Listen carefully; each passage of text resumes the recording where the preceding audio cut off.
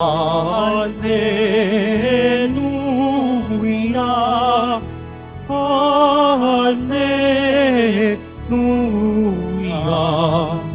Alleluia,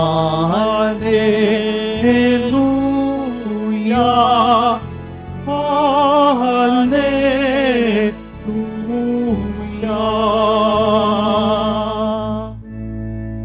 Mapalad ang inuusig sa gawang puspos ng bait, pagkat may kakamting langit. Alleluia,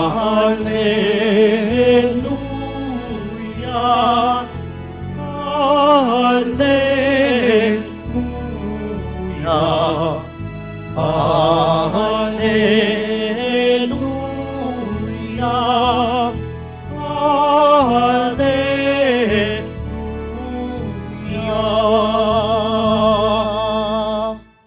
Sumainyo ang Panginoon.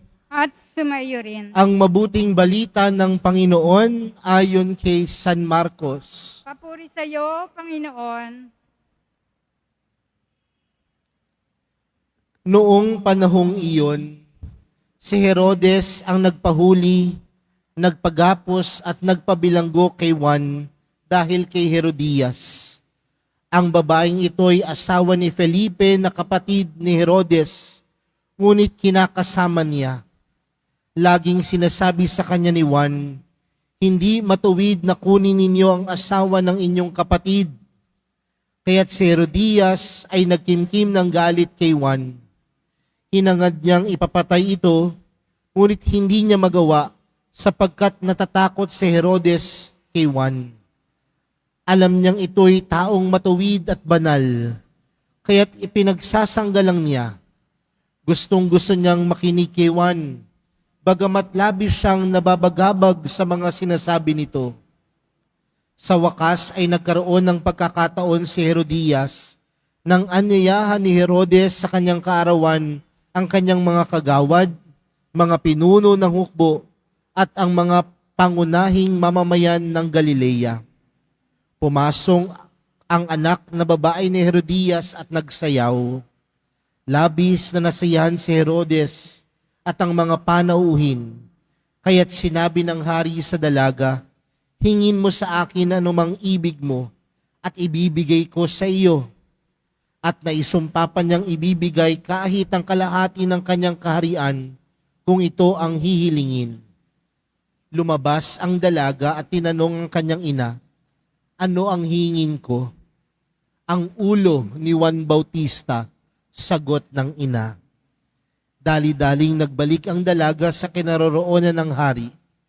Ang ibig ko po'y ibigay ninyo sa akin ngayon. Ngayon din ang isang pinggan, ang ulo ni Juan Bautista. Sabi niya.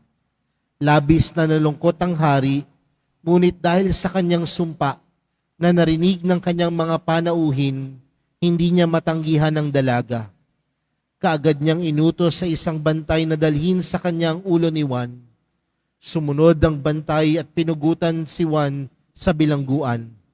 Inilagay ang ulo sa isang pinggan at ibinigay sa dalaga. Ibinigay naman iyon ng dalaga sa kanyang ina. Nang mabalitaan ito ng mga alagad ni Juan, kinuha nila ang kanyang bangkay at inilibing. Mga kapatid, ang mabuting balita ng Panginoon. Pinupuri ka namin, Panginoong Hesukristo. Magsiupo na po ang lahat. Magandang tanghali po sa inyong lahat. Pakibati nga po ang katabi ng magandang tanghali. Mga kapatid, sa pasimula po ng ating pagdiriwang para sa araw na ito, nasabi ko po na sa araw na ito ay ginugunita natin ang pagkapakasakit ni Juan Bautista. Dati po ang tawag sa pagdiriwang na ito ay ang pagpugot sa ulo ni Juan Bautista, the beheading of John the Baptist. Marahil dahil ito sa ating ibanghelyong napakinggan. At dito po sa simbahan natin sa Quiapo, ang atin pong patron dito ay si San Juan Bautista. Kaya nga, ang pagdiriwang natin sa araw na ito ay pagdiriwang din ng kanyang buhay. Buhay na inilaan para ipaglaban ng katotohanan, ipaglaban ng mabuti, at ipaglaban kung ano ang tama. Mga kapatid, ano po ba ang naging buhay ni Juan Bautista? Hindi lang natin ipinagdiriwang ang kanyang kamatayan para sa araw na ito. Bagkus binabalikan natin ang pagdiriwang ng buhay na ipinagkaloob sa kanya ng Diyos. Tandaan natin na ang misyon ni Juan Bautista ay ihanda ang daraanan ng Panginoon. Kaya nga naririnig natin ang karakter ni Juan Bautista sa panahon ng Adbyento, panahon na inihahanda natin ang ating sarili sa pagdiriwang ng kapanganakan ni Jesus. At ano ang laging binabanggit ni Juan Bautista upang ihanda tayo? Na tayo ay magbalik at magsisi sa ating mga pagkakasala. Lagi niyang sinasabing magbalik at tayo'y magsisi sa ating mga pagkukulang at pagkakasala. Sa loob ng buhay ni Juan Bautista, siya ay naging magaling na tagapagsalita. Siya ay magaling na propeta ng Diyos. Siya ay magaling na tagapagdala ng mensahe ng Diyos. Pero paano po ba natin masasabi na naging magaling na tagapagdala ng mensahe si Juan Bautista? Dahil lamang ba marami ang sumusunod sa kanya dahil magaling siyang magsalita? Di ba sa panahon natin ngayon, napakadami din naman magaling magsalita. Marami din naman ang mga sumusunod sa mga taong magaling magsalita. Pero ano ang pinakadahilan kung bakit nating masasabi na si Juan Bautista ay magaling? Dahil sa kanyang buhay, hindi lamang nakikita sa kanyang pananalita, kundi namumuhay siya ng mabuti, namumuhay siya ng tama, at namumuhay siya ng totoo. Kung ano ang lumalabas sa kanyang bibig, yun ang kanyang ipinapakita. Kung ano ang lumalabas sa kanyang bibig, yun ang kanyang pamumuhay. Kaya nga doon sa ating ebanghelyo, si Haring Herodes nakikinig sa kanya. Si Haring Herodes, tagasunod ni Juan Bautista. Si Haring Herodes, tuwang-tuwa kay Juan Bautista.